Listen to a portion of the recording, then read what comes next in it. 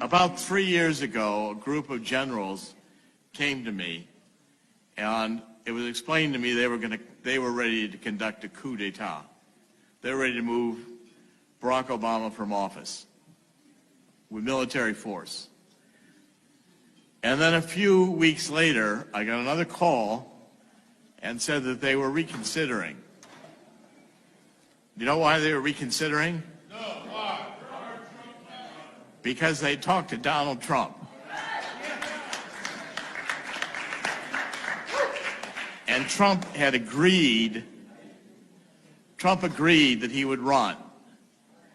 And they agreed that if he would run, they would conduct their coup d'etat as a legitimate process, rooting out the traitors within government.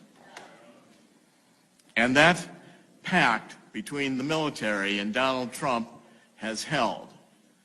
As we've been interpreting and watching, and Alex has been following QAnon is military intelligence and close to Trump. And the intelligence we're getting really is a lot of the inside script. Now, everybody says Donald Trump is going to lose, he's going to be out of office, he's going to be impeached. You watch CNN, MSNBC, they're throwing a party today, and all the 20 people watching them across the nation are very enthused. Donald Trump will not be removed from office. He will not be removed from office.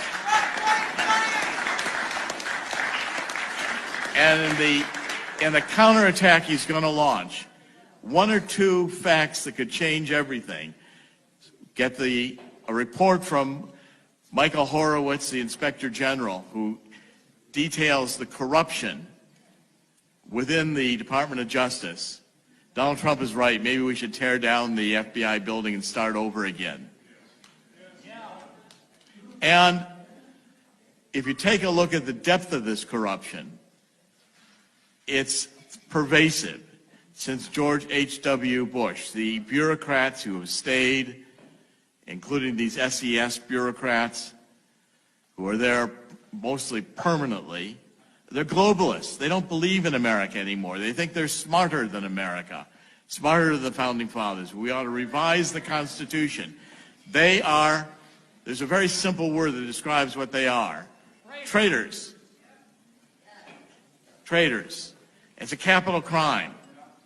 And I want to predict to you here today that when the tables turn, Donald Trump will be invoking military tribunals, and even Hillary Clinton and Barack Obama are going to be facing treason charges.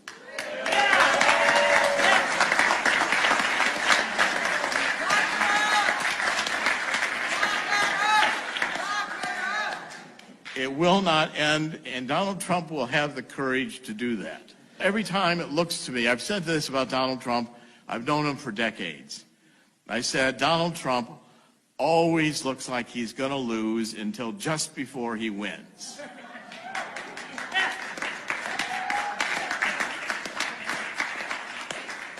Always. He's always looking like he's 1 inch from being, losing all his money.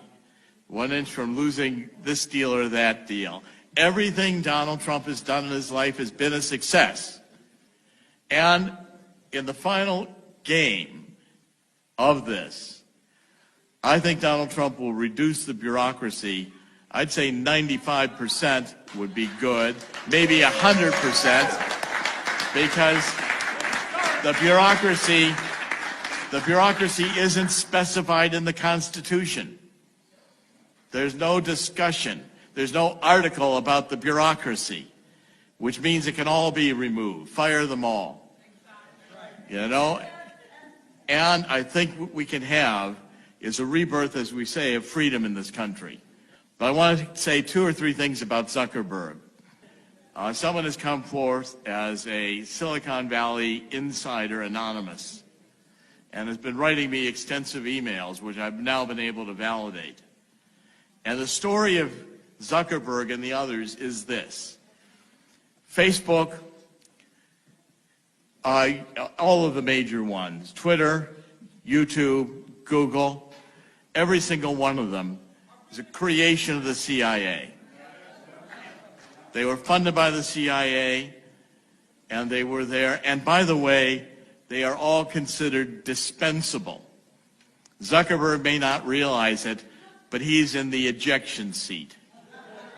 And the button will be pushed and he'll be ejected out. But the real power in Silicon Valley is the infrastructure of the internet. It's the Oracles. It's the Microsofts, the Sun Microsoft systems. These are the tracks, the railroad tracks on which the internet runs, the bridges, the infrastructure.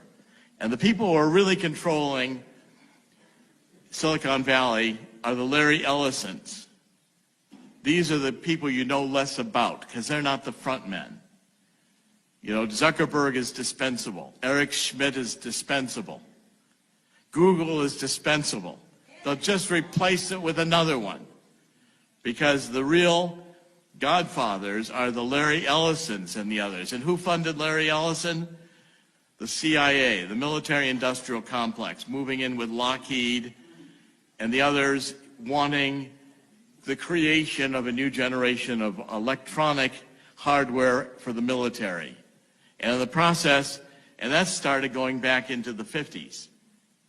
What happened is along the way, they realized with social media, they could create something where we would all give them all of our information freely about everything about ourselves.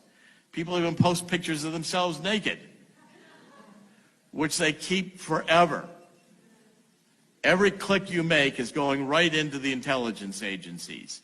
And then that data is being profiled and given to the New World Order, sold for money, for advertising and marketing. And by the way, Zuckerberg may have his own rules and his own, we're going to protect privacy, but don't for a minute think that they aren't still collecting the information. They've got it all. It's archived. It's every phone call you've ever made, every email you've ever made. And people are stupid enough to put these devices in their homes which can record everything they say. Facebook can track you even if you're not a member of Facebook. They can all do all the tracking anywhere you appear on the internet, and that stuff is archived forever. What we've got to do is we've got to reclaim the internet. We've got to have an internet Bill of Rights, as it were, to impose First Amendment, Second Amendment, Fourth Amendment. We've got to do this through Congress, and I'm here to tell you that before Donald Trump is done, the internet will be 100% regulated, or it will be broken up. Because Donald Trump understands the threat to our freedom.